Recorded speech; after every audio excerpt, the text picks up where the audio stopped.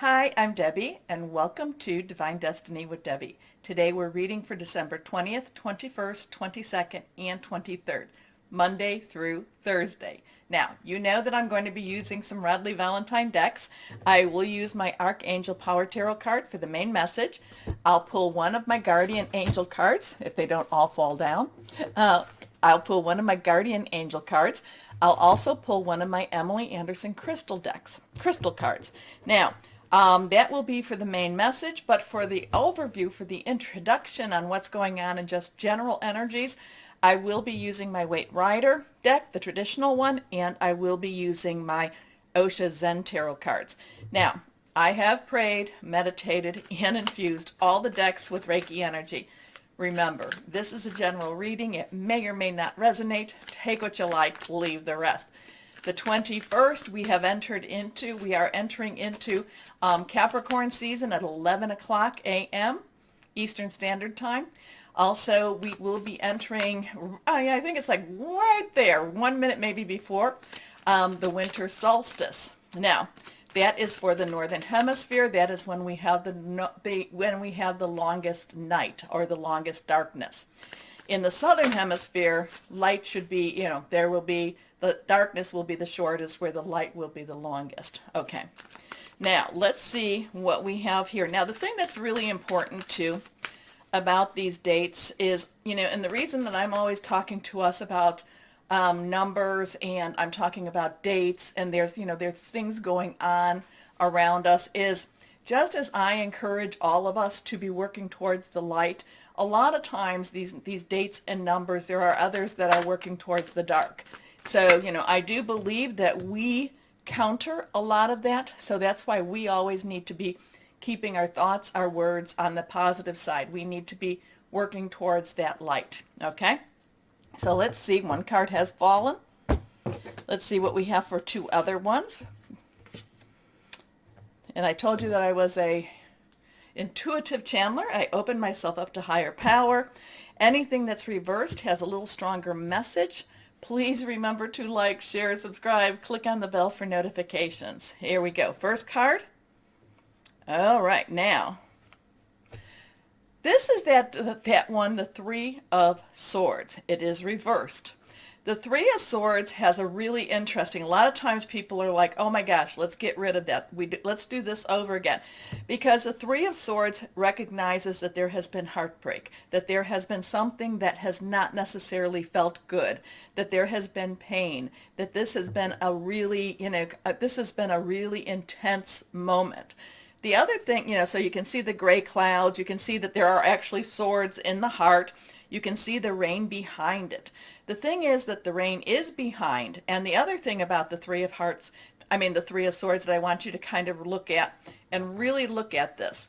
If this was a current situation, this would be a very, very messy looking card. This is something that has happened in our past. It could be a very recent past. This is something that now says, let it go, let it go. Because, it doesn't mean that we're not going to have scars. Oh, it does not mean that. We will probably carry the scars with us. But will we learn from it? Can we release it? And this is what the Three of Hearts, I keep wanting to say that. The Three of Swords wants to tell us. Now, three in itself has a lot of energy with you say something, do something 3 times, put this out into the universe. Also, it's about celebration. It's about creativity.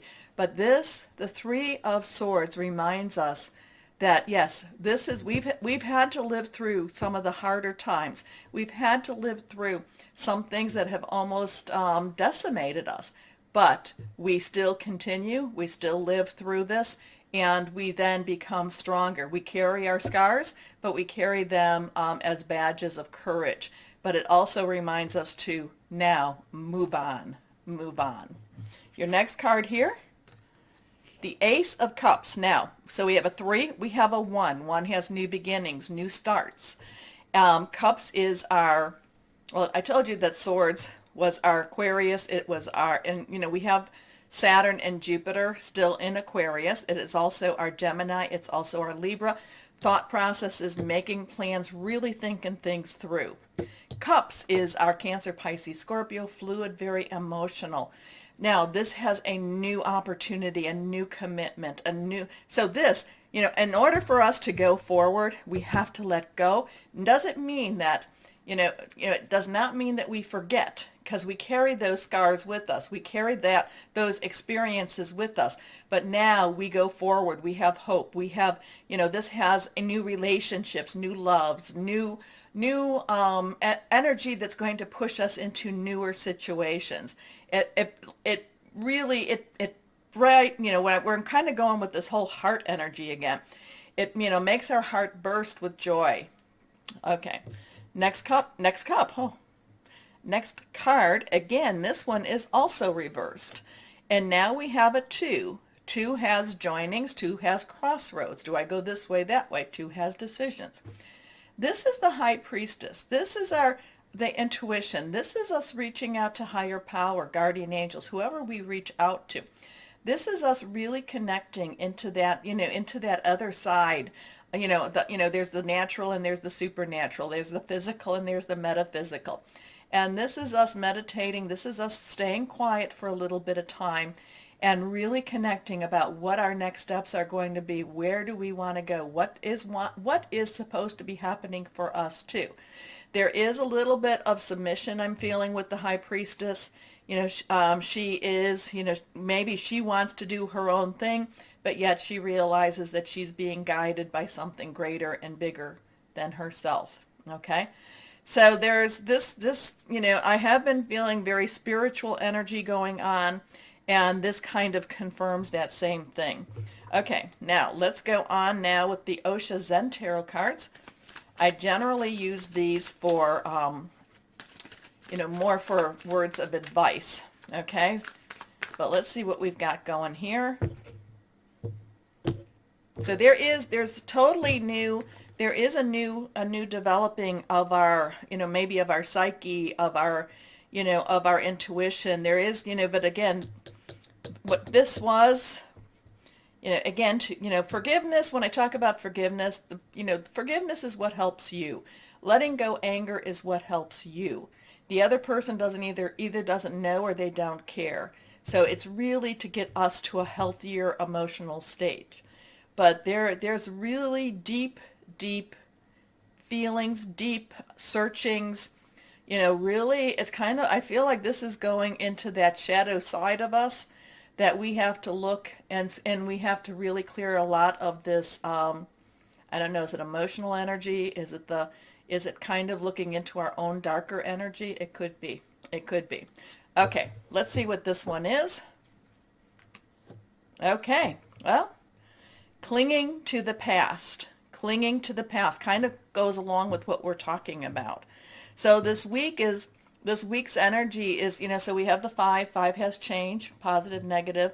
And this is kind of telling us, especially with this, how can we move forward? How can we move forward when we cling to that past? And I do know that Saturn and Jupiter are doing some sort of a dance this week.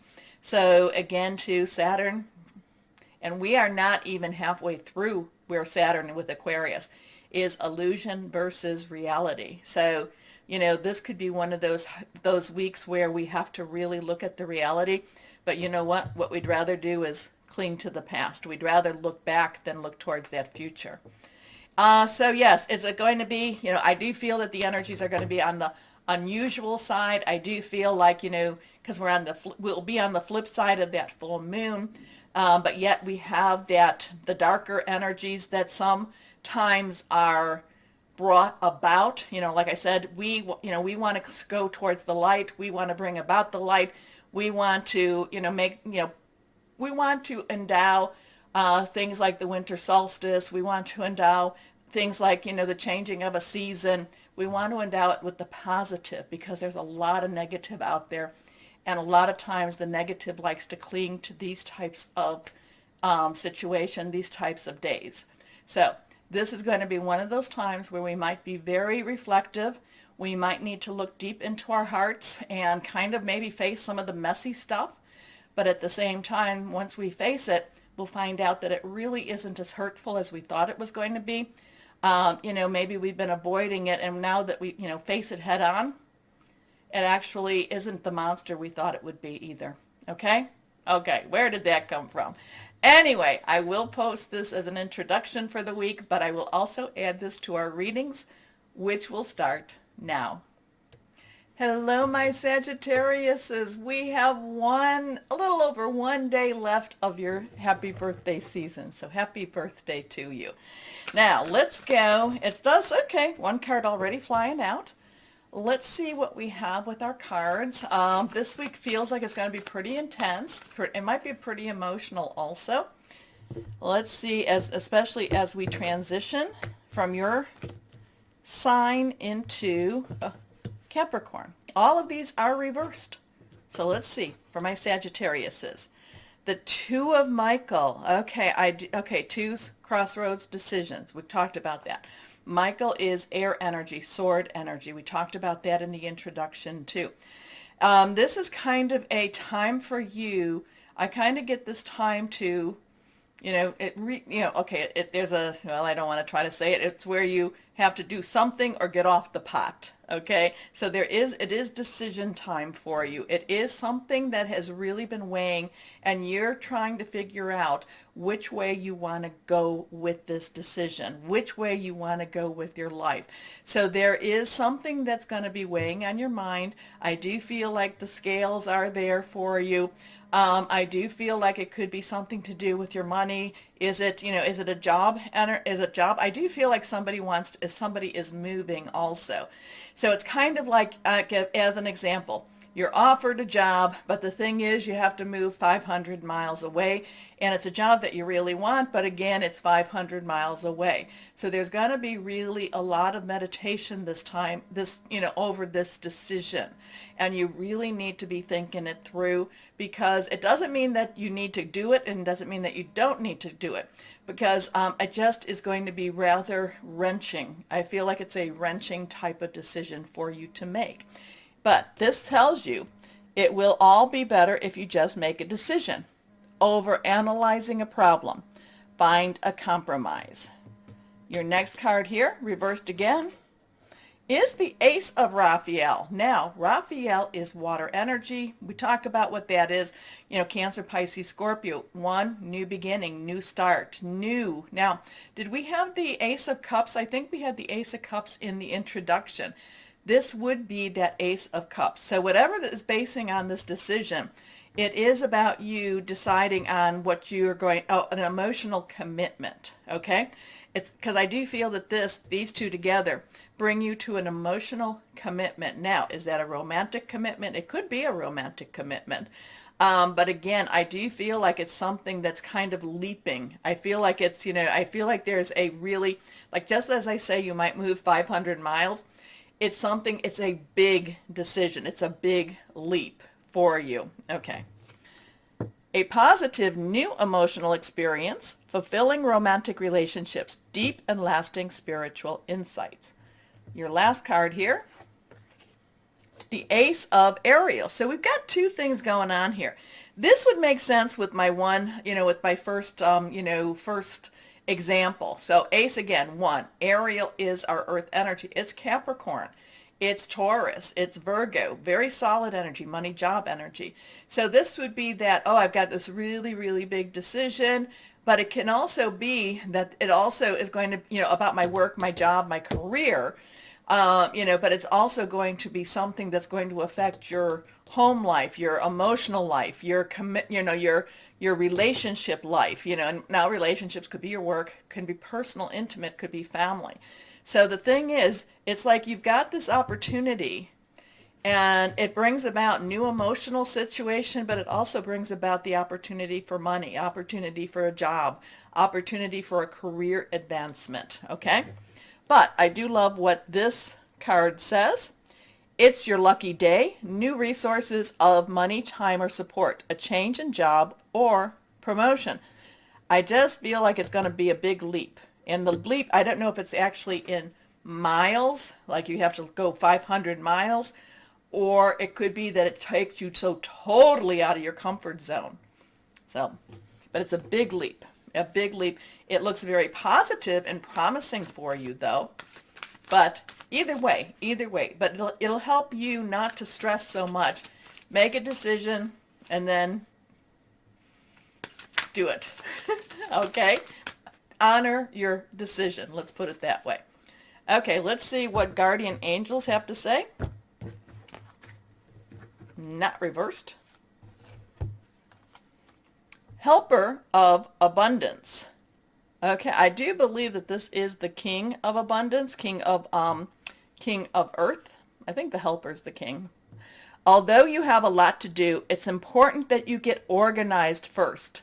Once planning is complete, and this all goes along with this, you can roll up your sleeves and go to work. Your guardian angels surround you and are ready to help out. This card also indicates a very loving, kind, and loyal friend. Someone with a big heart, a quick wit, and endless patience. That person could be you.